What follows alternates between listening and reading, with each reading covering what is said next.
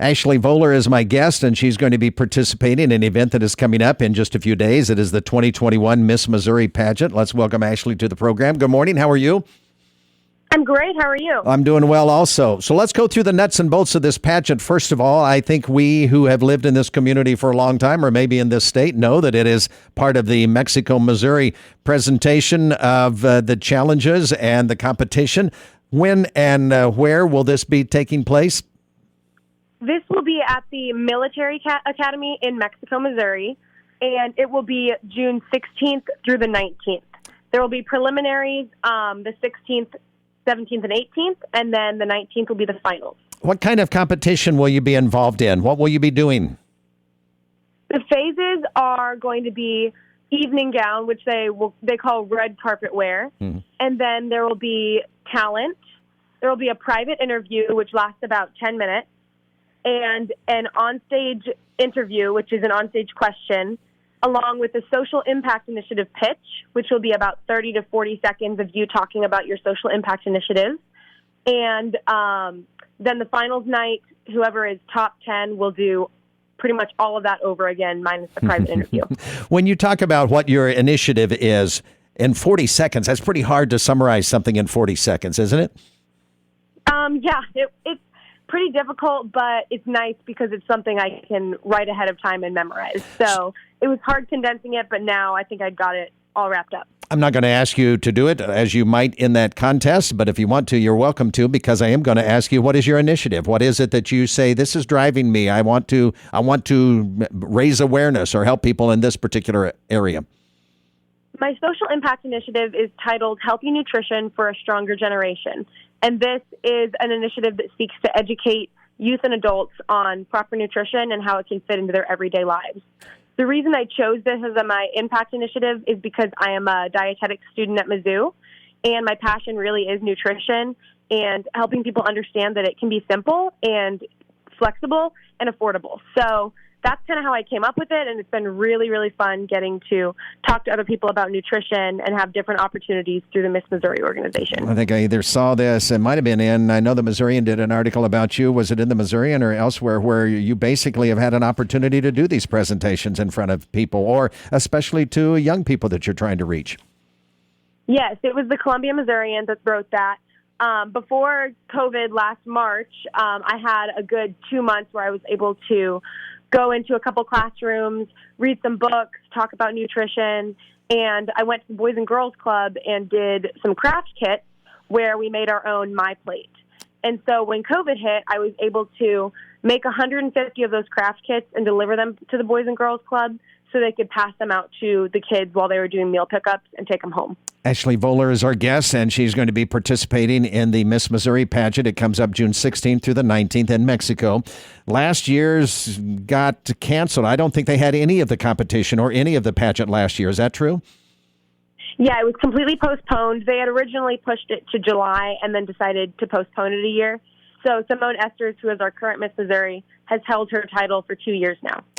Boy, that's something that would be one of those trivia questions she will answer perhaps in the future. What's the only Miss Missouri who had it for 2 years? I don't think that's probably ever happened before.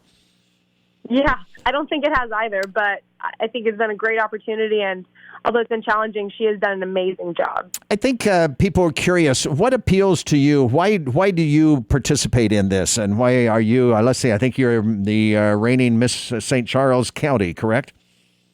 Yes. Yeah, I actually started with pageants doing a small county fair pageant and then went on to the state fair and ended up getting fourth runner-up there. So I had a lot of family and friends who encouraged me to do Miss Missouri. So after watching Simone win summer of 2019, I competed in a couple locals, won my current title, and here I am. So what is it that you like about them? I think what it is the challenge. It gets me to step out of my comfort zone. I like to tell a lot of people that I wasn't super comfortable talking in front of a ton of people, and going on stage now and answering sometimes some politically charged questions in front of a lot of people was nerve-wracking, but it's also really challenging and really fun. I never thought I would be, on the radio interviewing at 20 years old, but here I am, and I'm a lot more comfortable now. And so I think it really is the challenge and how it's grown me as a person that interests me. I'll put this out there and then I'll get your reaction to this. It would seem to me that people who are challenged to get out of their comfort zone, as you put that, and especially maybe to be involved in a pageant similar to this one, they think they already have to be polished. They already have to be at a certain point before they could ever even undertake doing such type of competition or putting themselves out there. I'm hearing you, and I think it's probably evident if you pay attention to others that participating is what helps them grow into feeling more comfortable doing these things. You don't have to be there before you start. Absolutely, David. That is a great point. What I love about the Miss America organization is that there's not a cookie cutter person. A lot of people say, oh, well, I'm not a pageant girl. And it's like, that's not what we're looking for.